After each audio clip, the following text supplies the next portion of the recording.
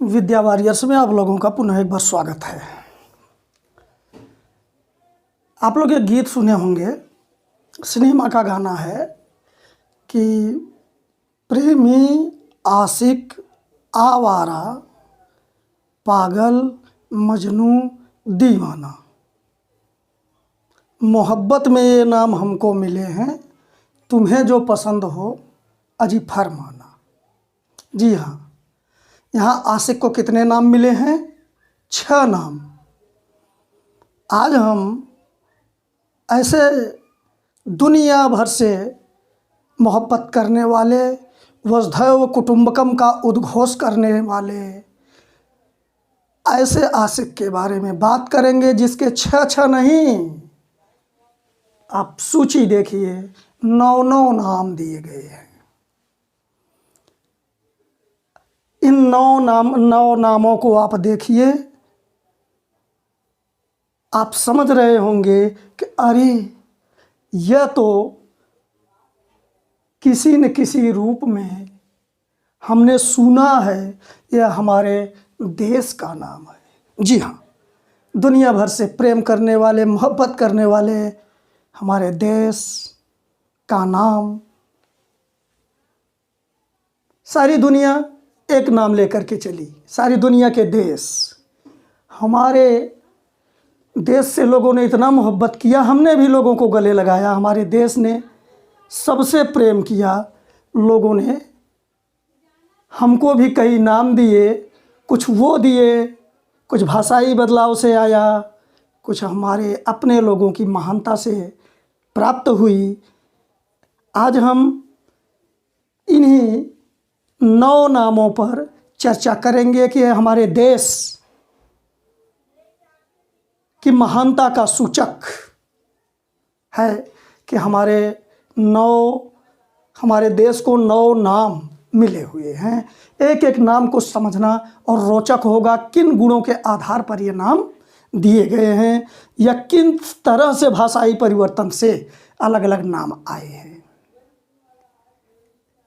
कुछ तो हमारे अपने गुण के कारण हैं, कुछ हमारी दीवानगी के कारण हैं। हम देखते हैं इनको, आइए हम समझने की कोशिश करते हैं। बड़ा रोचक रहेगा क्योंकि इसमें पौराणिक कथाओं से लेकर के आज तक वर्तमान भारत तक जो विभिन्न नाम दिए गए हमारे देश को, उसकी चर्चा हम करेंगे और बताएंगे आप लोगों को कि ये नाम आखिर भारत को कैसे मिला। अपने देश को ये नाम स्वार्थ में, मोहब्बत में दिया गया, हमने अपना लिया, क्या कारण थे?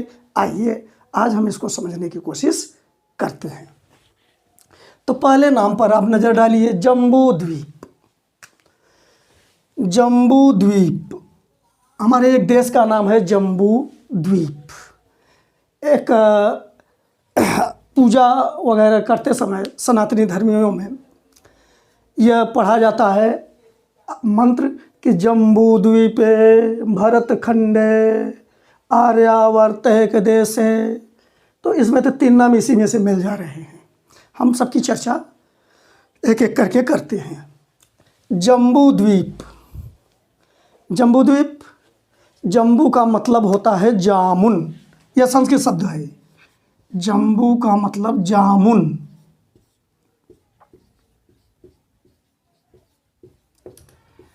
द्वीप, द्वीप का जो आज अर्थ है वह तब भी था। यह विशाल भूभाग था भारत का। यह जो आज विभाजित भारत है वो बहुत छोटा हो चुका है, इसलिए द्वीप कहा गया उस समय, जम्बू द्वीप। अशोक के समय में भी अशोक ने भी जम्बू द्वीप शब्द का प्रयोग कराया है देश के लिए। उसका साम्राज्य बहुत विस्तृत था। तो जम्बू द्वीप यानी जामुन का देश, जामुनों का देश।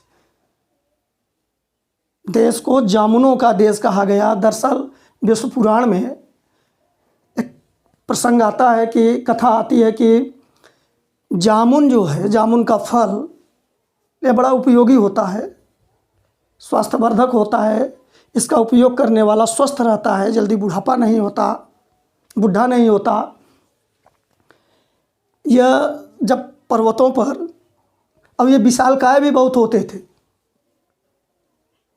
जब पर्वतों पर ये गिर जाते थे, जामुन के फल गिरते थे तो वो नदी की तरह बहते थे, तो जम्बू नद उनको कहा जाता था। उसमें कहा जाता है कि जम्बू नद नामक सोना भी मिलता था, स्वर्ण भी मिलता था।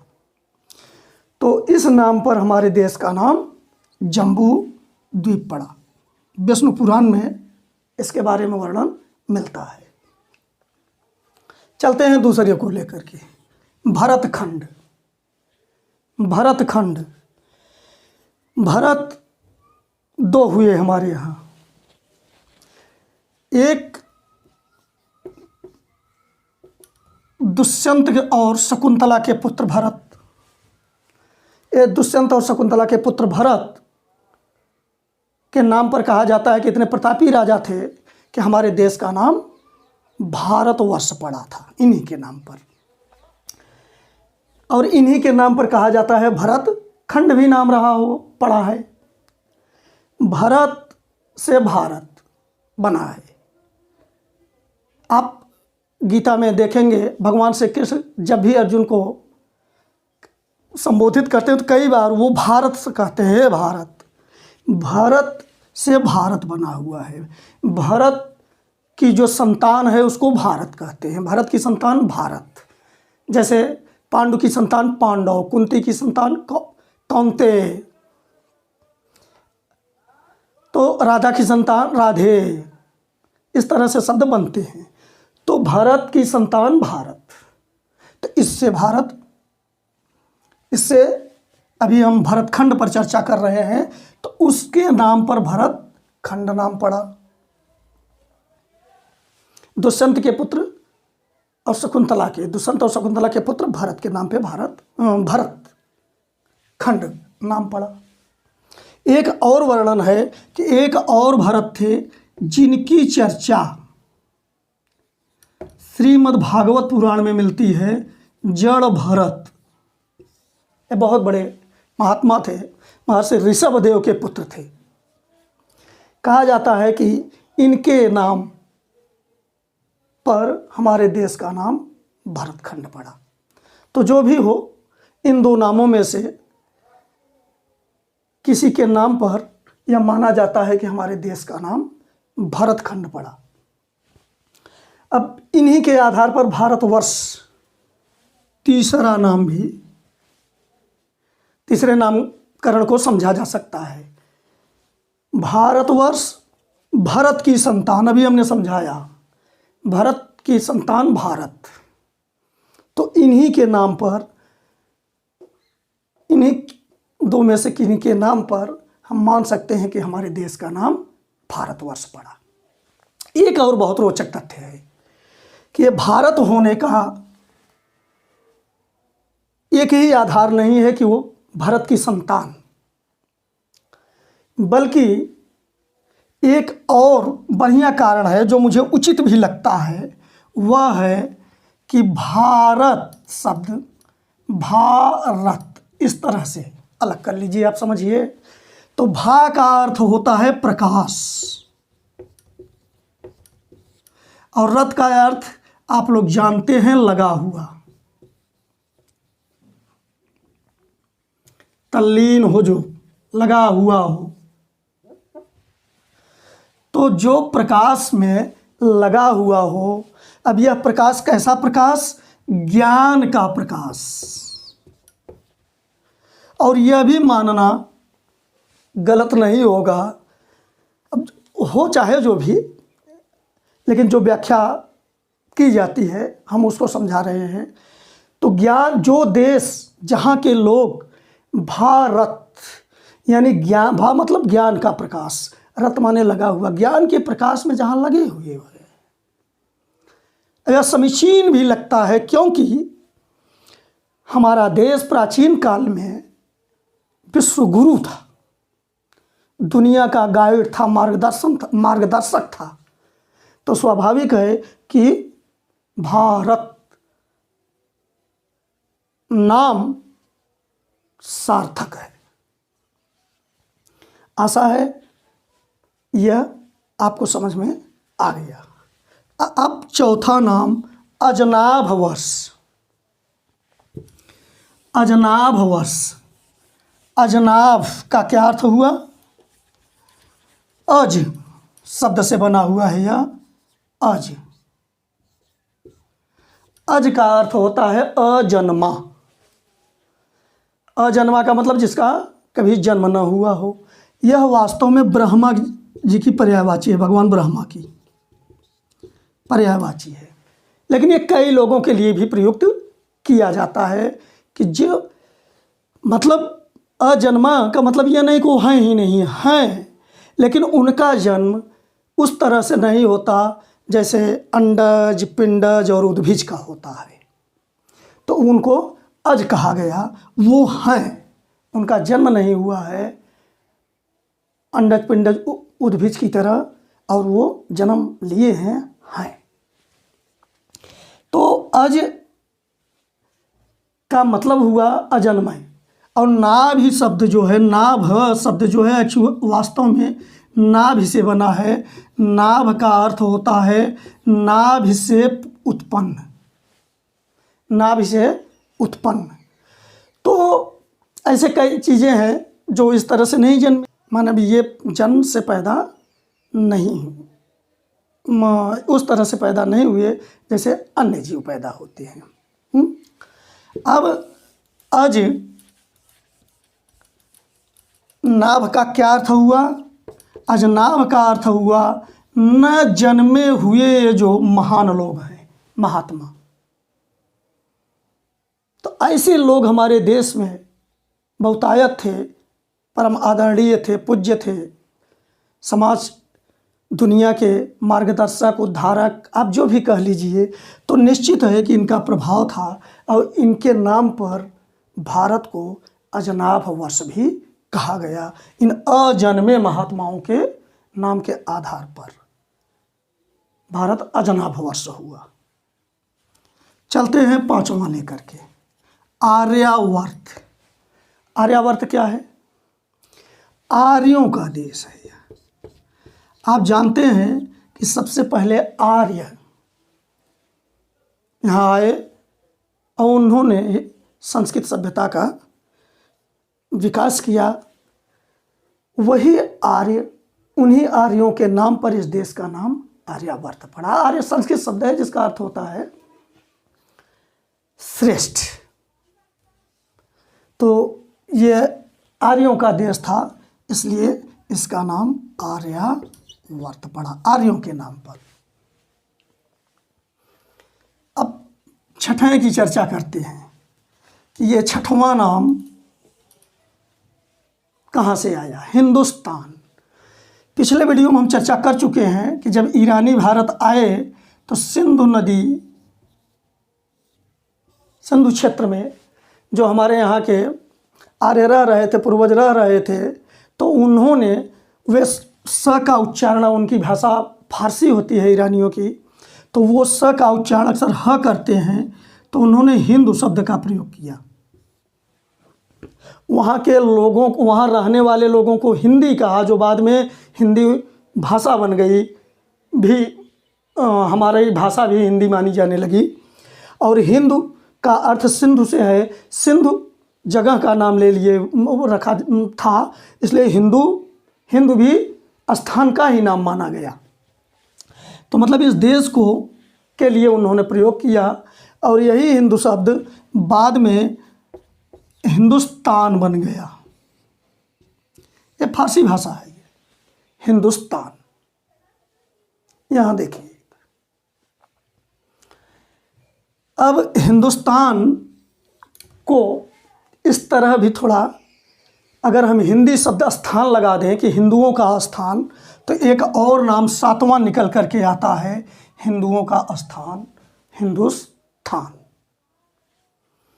अब चलते हैं आठवें और नौवें पर। यहाँ आप ध्यान दीजिए कि जब ईरानियों ने सिंधु के जगह हिंदू का प्रयोग किया और यह नाम अरब देश पहुंचा तो अरबियों ने हिंद को हिंद कहा, यानी अब ये अरबी भाषा में कहा गया हिंद। अरबी भाषा में हिंद कहा गया, यानी अब हिंद को हिंद कहा जाने लगा। अब ये देखिए यहाँ हिंद जो ईरानी कहते थे, अब उसी नाम पे बाद में हिंदू पड़ा, यहाँ रहने वाले को अलग विषय है। तो हिंद अरबियों ने कहा हिंद, और एक नया नाम इनके लिए अपने देश के लिए यह भी आया। आप सुने होंगे हिंद देश के निवासी सभी जन एक हैं, तो हिंद देश यह भी नाम है हमारे देश का। अब आगे बढ़ते हैं। हिंद से कैसे, अब इसी हिंद से इंडिया बना। अब नाम तो कितने हैं भारत के कि अब सब नाम तो हो सकता है, सारे नाम सभी लोग जानते नहीं हैं, तो वो तो एक जैसे एक आता है ना, वो छोटा सा चुटकुला है कि अब 3 शराबी नशे में धुत थे, उसमें से 2 एक दूसरे से बात कर रहे हैं, यार आज तो मैं ड्रीम 11 में सट्टा लगाऊंगा IPL में। उसने कहा क्यों? कहा अरे आज सुना नहीं, आज भारत और हिंदुस्तान का मैच होगा। कहा हाँ यार, तब तो सट्टा लगाना चाहिए। तीसरे से पूछा तुम यार, तुम भी सट्टा लगाएगा हम लोगों के साथ? उसने कहा देख भाई, मैं तो केवल तब सट्टा लगाता हूं जब इंडिया मैच खेलती है। मतलब इंडिया नाम इतना पॉपुलर नाम हो गया, और इतने सारे नाम। अब हिंद से इंडिया कैसे बना, आइए इस पर चर्चा करते हैं। अब जब हिंद अरब देश वाला हिंद पहुंचा यूनान, तो वो लोग को यूरोप वाले, अब उनका तो उच्चारण करने की शैली पता नहीं किस तरह की है, तो उसको एंड एंड कहने लगे। जैसे अब यही देख लीजिए, हम अंग्रेजी में HOUR पढ़ते हैं, तो HOUR को क्या पढ़ते हैं? हावर तो पढ़ते नहीं हैं, आवर। अब ये आवर क्या है, ज़रा आप हमको समझाइए कि क्या बना दिया उन्होंने। ये तो सबके, इसीलिए अंग्रेजी तो सबके गले की हड्डी बन जाती है। तो इसी तरह से उन्होंने हिंद को एंड कहा। किसने कहा? यह यूनानियों ने इंड कहा। इंड से आप देखिए इंडिका भी कहा गया। मेगास्थनीज की बुक, उसने एक किताब लिखा मेगास्थनीज ने, वह भी इंडिका नाम लिखा है इंडिया का। एक नाम हम और चाहे तो शामिल कर सकते हैं इन 9 नामों में, इसको भी जोड़ सकते हैं इंडिका को। ठीक, अब इंडिका शब्द अभी या इंडिया इंडिका, और यहाँ आप देखेंगे जो आज भी इंडस वैली के नाम से फेमस है वह क्या है? हमारा सिंधु घाटी सभ्यता इंडस वैली के नाम से प्रसिद्ध है। सिंधु घाटी सभ्यता को इंडस वैली सिविलाइजेशन कहते हैं। तो इंड, इंडस, इंडिका, यह सब यूनानी नाम थे, यूनानियों ने यह नाम दिया। इसके बाद यह शब्द लैटिन पहुंचा, लैटिन भाषा में, तो लैटिन भाषा में इसका नाम इंडिया हुआ।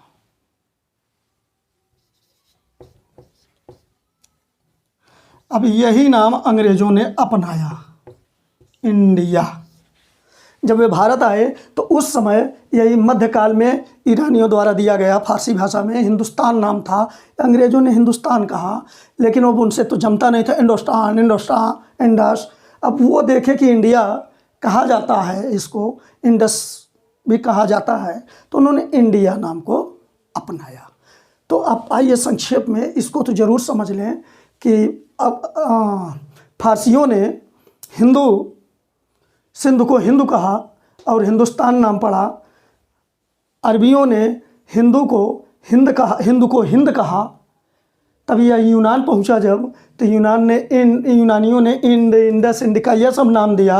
और यह लैटिन पहुंच करके इंडिया हो गई, जिसे अंग्रेज़ों ने अपनाया और हमारे देश ने इसे स्वीकार किया, इस मोहब्बत को स्वीकार किया।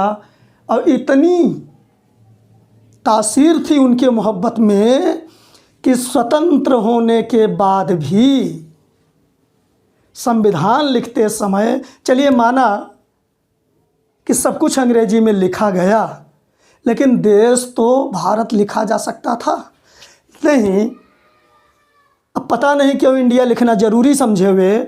और यह जब आप पढ़ेंगे क्या लिखा गया है तो निश्चित हो जाएंगे कि हाँ, इंडिया को भारत की अपेक्षा ज़्यादा महत्व दिया गया। और लिखा क्या गया? We the people of India, हम भारत के लोग। इंडिया दैट इज़ भारत, माने इंडिया जो कि भारत है। इंडिया को वरीयता दिया गया, न कि भारत को। ऐसी है हमारे मोहब्बत की तासीर, ये है हमारी दीवानगी। यहाँ मैं कोई शिकायत नहीं कर रहा हूँ, लेकिन समझने की बात है। एक मज़ेदार बात है कि जब हम अपने को नहीं समझते, अपनी संस्कृति सभ्यता को नहीं समझते, तो हम कमज़ोर हो जाते हैं। जब हमें अपने आप पे गर्व नहीं होता, अपनी संस्कृति पर, अपनी सभ्यता पर, तब हम कमज़ोर हो जाएंगे और दूसरे उसका लाभ ज़रूर लेते हैं। जैसे एक छोटा सा बच्चा है, उसको बताया गया कि तेरे बाप का नाम, तेरे पापा का नाम गोईठा है। अब वो क्या समझे? और मस्त जब भी पूछो उससे, हाँ बेटा तेरे बाप का क्या नाम है? गोईठा।